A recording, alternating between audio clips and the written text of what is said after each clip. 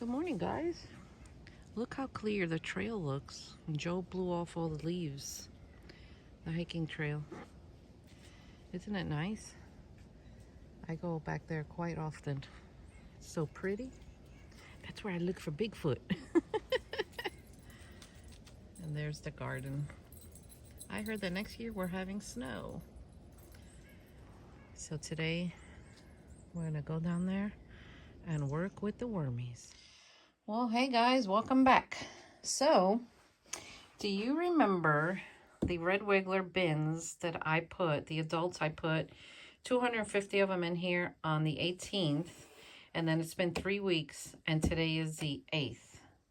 So we're gonna harvest these and reset the cocoons and reset the adults. So I have 2 of them here, and I got another one there. So that's what we're gonna do. So let me go set you up. All right, I'm hoping you can see. So I'm gonna start with the first one, and let me just pick up a handful and see like what we have here. Now the screen I'm using is a 1/4 inch.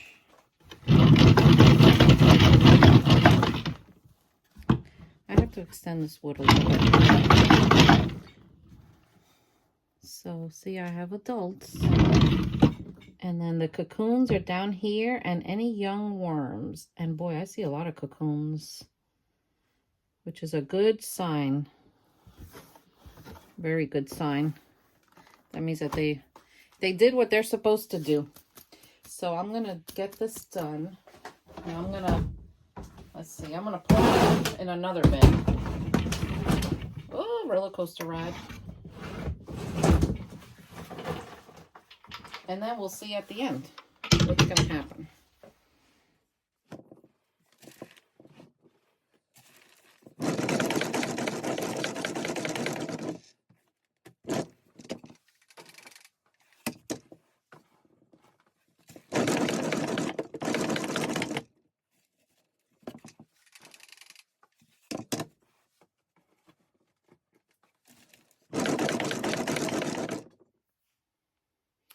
So you see, look, it's getting the job done. I love this sifter. If you want it, Mimi's Worm Farm sells them. And what I like about it is that it's very easy to use and lightweight, which just makes the whole job easier. Now, when I had less worms, I wouldn't come down here really every day. But since this operation is growing and has grown, I work in here every day. And when I go to my other job, I just come down here really early. And you know, sometimes in my other job, I don't get home tired, so I come back here at night. But you see, that's a lot quieter than Harvey when I do it early in the morning. See them?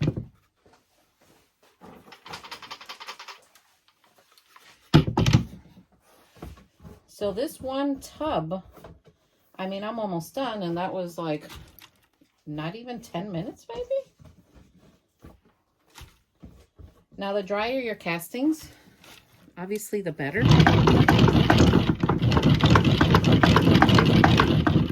But that's okay.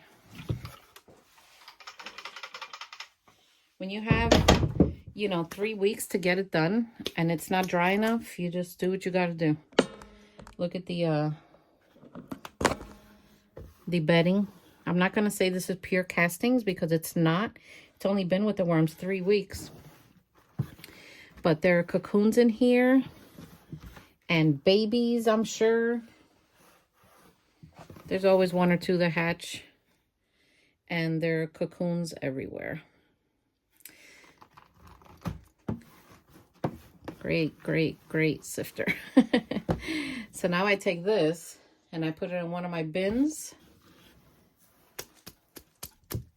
to set up. So I'm going to go get the other bin.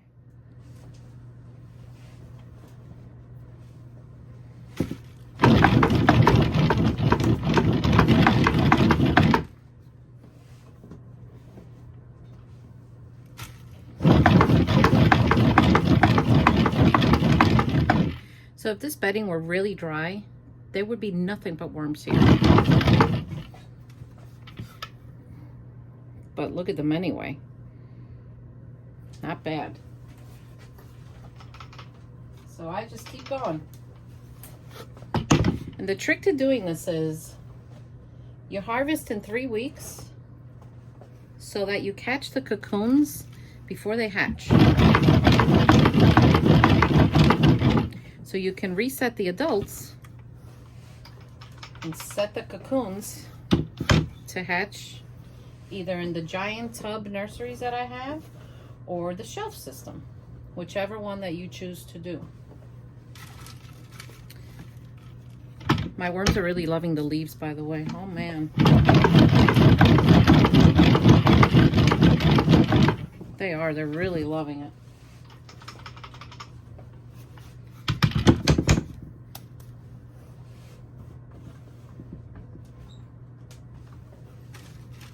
So those of you that have bought my worm chow, how are they doing? Are they eating it all? The worm chow that you all buy from me on my website is the same one I use here. Anytime I create something new like that, I test it myself first so that I'll know if it works or not. I don't want you to find out if it works or not. I'd rather find out. So worm farming is becoming a big thing. You know, there's ever since the pandemic, there's a shortage of worms in the country. So when I start selling them and you see out of stock, don't be surprised. And that doesn't mean I don't have worms. That means I need to give them a chance to keep reproducing. In the past 21 years, I don't think there's ever been a time when I don't have worms.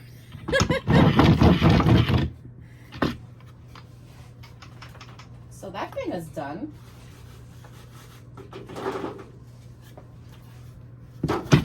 You should check out the video I did of giving my worms a Christmas present. Let me see if when I upload this one, if I can remember to link it.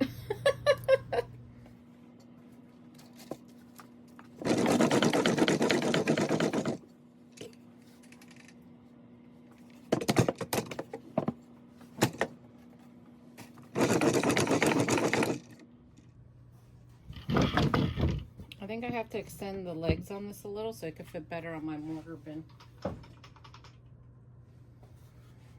So I have a large mortar bin I just got.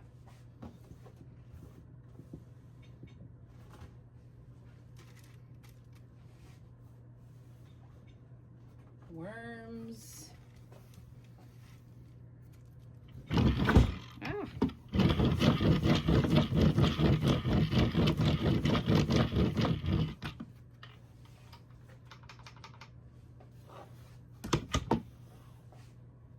This is definitely a faster process.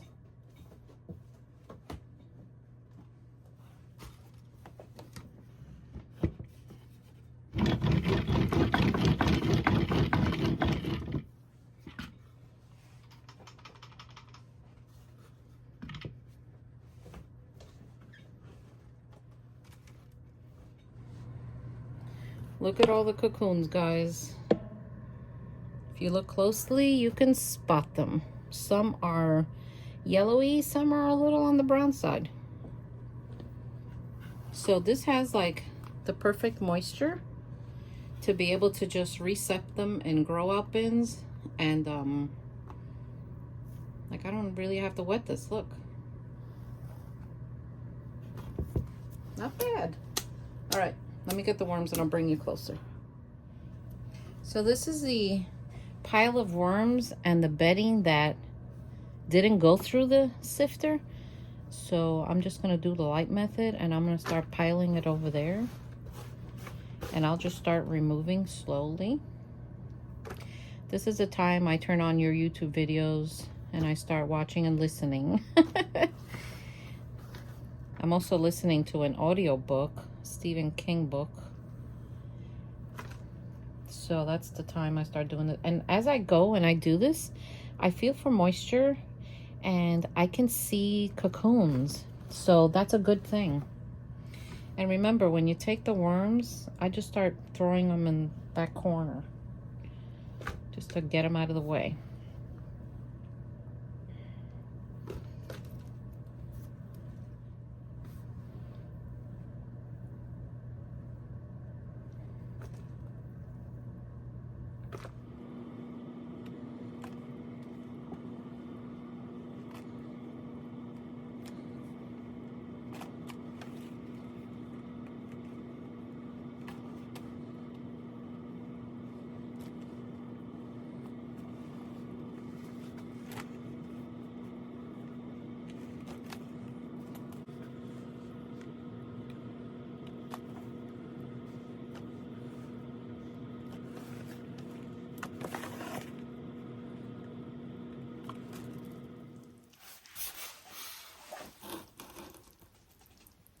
I'm getting close to the bottom, and if you listen closely, you could hear this moisture sound.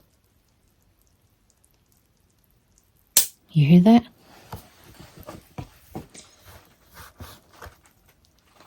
So I just keep taking material off the top, and they keep diving. Like saying, oh, we don't like the light. But did you know, guys, there is one light that the worms do not escape from. So if you want to see them in action, just set up this light in a really dark room and you'll see them come out. Can anyone take a guess what light it is? It's a red light. If you set up a red light, they can't see it. They won't sense it. So they'll come out and eat. So if you want to record them and you can set up a red light and put chow on the surface or something, you're going to see them come. So that's a pretty neat trick. I did that, I think it was last year for Halloween or the year before. I don't even remember. Yeah. What I did was I carved a pumpkin face and I put the red light on and I watched them devour it. That was interesting. So look at all these worms. They are just appearing. See them? A lot. So for those of you that are new, these are Acenia fetida or Acenia fetida. These are pure red wigglers. There are no blue worms in here. I don't have any blue worms in my wormery at all. And it's taken me a long time to get to that level. But, you know, these worms are just, the pure stock are just easier to work with. They are. And I know people that have blue worms and they love them. But for my purpose, it's just easier to deal with these guys. These guys could be a little lazy, I guess. So they're looking really good. Look. Someone said it looks like hamburger meat. You hear the noise? Amazing. Worms are incredible creatures. They are. Okay, do you want to see something that the worms do when they get upset? Look at all the bubbles. See all those bubbles? They release that when they get upset. So I'm going to try to get these in their bedding sooner than I thought because I don't want to keep them upset. But that is something that worms do. They release this bubbly liquid. So yeah. Oh guys, I'm sorry. So the worms weigh a pound.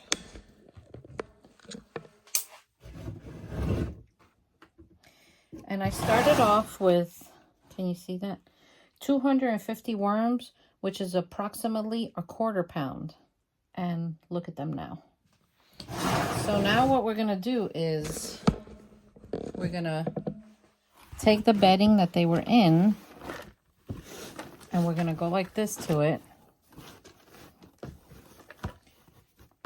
and we're gonna throw them back in here. Now I do add a little more bedding on here. Either, depends what I have. Either I'll add coconut coir if I have it. I'll add peat moss if I have it. If I have a lot of shredded paper, whatever it is I have on hand. I do add dolomite lime to this just for the acidity purpose. And then I level it off.